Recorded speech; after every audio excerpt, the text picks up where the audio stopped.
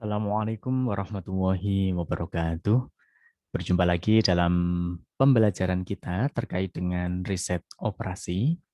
Dan pada kesempatan ini kita akan belajar tentang metode grafik ya. Yang sebelumnya kita sudah membahas tentang pemrograman linear dan bagaimana cara kita untuk memodelkan pemrograman linear tersebut. Nah, adapun langkah-langkah dalam metode grafik ya untuk menyelesaikan pemrograman linear ini bisa kita lakukan sebagai berikut. Nah, di sini nanti ya pokok bahasannya dua. Yang pertama ada metode grafik untuk menentukan solusi dari pemrograman linear dan yang kedua adalah langkah-langkahnya seperti apa. Nah, untuk mempermudah langsung saja saya bawa menuju ke studi kasusnya.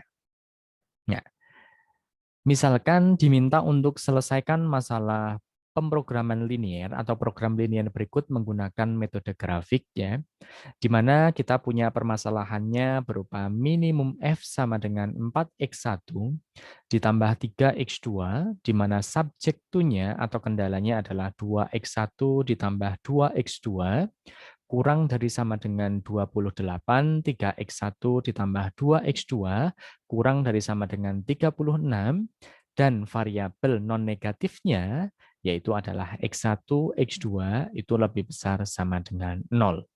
Nah, ketika kita diminta untuk menyelesaikan menggunakan metode grafik, maka langkah-langkah yang bisa kita tempuh atau yang bisa kita lalui sehingga kita akan bisa menemukan solusinya adalah sebagai berikut.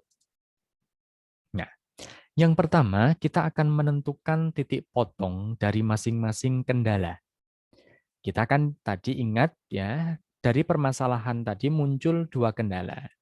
Kendala yang pertama adalah 2x1 ditambah 2x2 kurang dari sama dengan 28, sedangkan kendala kedua adalah 3x1 ditambah 2x2 kurang dari sama dengan 36.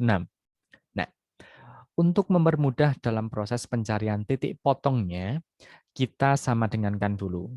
Jadi kendala pertama, 2x1 ditambah 2x2 itu sama dengan 28. Ya. Kemudian kita ambil aja. Kalau X1-nya saya ganti 0, maka X2-nya mau tidak mau kan akan bernilai 14.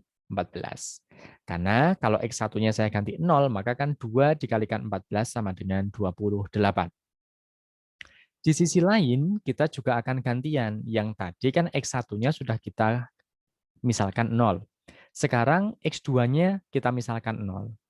Maka X1-nya akan kita dapatkan 14. Itu untuk kendala pertama. Sedangkan untuk kendala kedua, analog dengan kendala yang pertama, kalau X1-nya itu saya ganti dengan 0, maka X2-nya adalah 18. Dan jika X2-nya saya misalkan 0, maka X1-nya 12. Dengan demikian, dari permisalan ini tadi ya, ketika saya mengambil 0 untuk X1 dan 0 untuk X2, pada kendala pertama kita akan mendapatkan titik ya, X1, X2-nya kan berarti 0,14. Artinya X1-nya 0, X2-nya 14. Ketika saya ngambil X2-nya 0, maka X1-nya 14. Jadi ada dua titik perpotongannya, yaitu 0,14 dan 14,0. Begitu juga untuk kendala kedua, kita mendapatkan titiknya adalah 0,18 sama 12,0. Nah, kita simpan dulu ini. Oke ya, kita simpan. 4 titik potong ini kita simpan. Kemudian yang kedua, tadi kan kita sudah menentukan titik potong dari masing-masing kendala. Kemudian yang kedua, kita akan menentukan titik potong dari kedua persamaan kendala. Artinya, apakah kendala satu dan kendala dua itu saling berpotongan atau tidak kayak gitu. Nah, kalau misalkan saling berpotongan, maka bentuknya seperti apa? Gitu. Nah, kita punya ketika 2x1 ditambah 2x2 sama dengan 28, gitu ya. Maka ketika saya punya 2x1 sama dengan 2x2-nya saya pindah ruaskan ke kanan, maka akan berubah jadi negatif. Ya. Maka 28 dikurangi 2x2. Maka X1-nya saya akan punya 14 dikurangi X2, karena semuanya saya bagi dengan 2, baik kiri maupun ruas kanan. Ya, 2X1 saya bagi 2 dapat X1, 28 saya bagi 2, 14, 2X2 saya bagi 2, X2.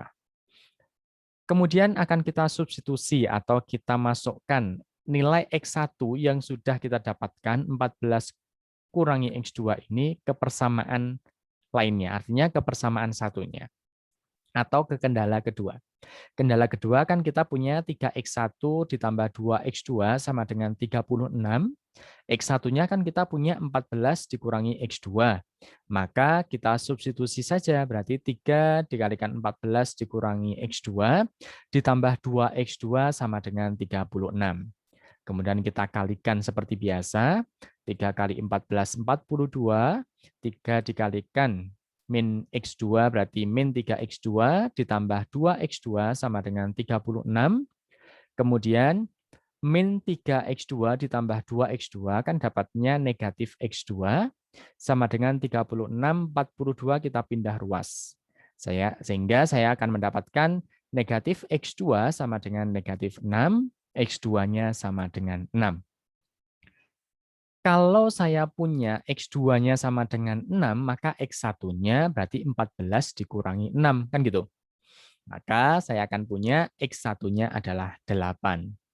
Dengan demikian, diperoleh titik potong dari kedua persamaan, yaitu adalah 8,6. Karena titik potongnya adalah X1, X2. Berarti 8,6. Setelah kita punya titik potong ini, barulah akan kita menuju ke step selanjutnya, yaitu kita akan menggambarkan, gitu ya. Kita akan menggambarkan ke dalam bentuk grafik. Namanya saja juga metode grafik. Berarti yang tadi kita punya ya 14,0, 0,14 ya, itu kita satukan, kita hubungkan ya titik-titik tadi.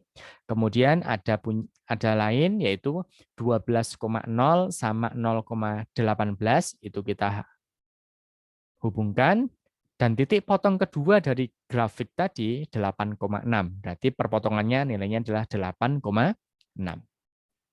Dengan demikian, maka solusinya adalah daerah yang kita arsir ini. Karena tadi kan kurang dari. Maka kalau kurang dari, maka arah yang kita arsir adalah ke bawah.